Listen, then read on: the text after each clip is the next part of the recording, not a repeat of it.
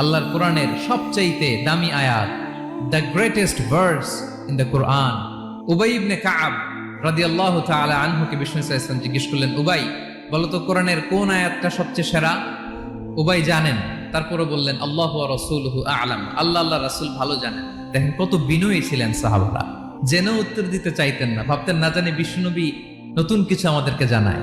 বিশ্বনবী আবার বললেন, তুমি কি জানো কোরআনের সবচেয়ে শ্রেষ্ঠ আয়াত কোনটা?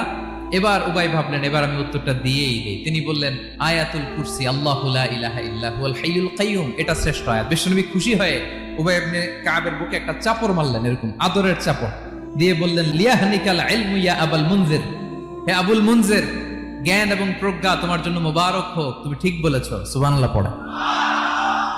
তাহলে এই প্রথম ইনফরমেশনটা আজকে জানলাম, কোরআনের সর্বশ্রেষ্ঠ আয়াতের নাম ৬,২৩৬টা আয়াতের মধ্যে থেকে সবচাইতে দামি আয়াত এটা।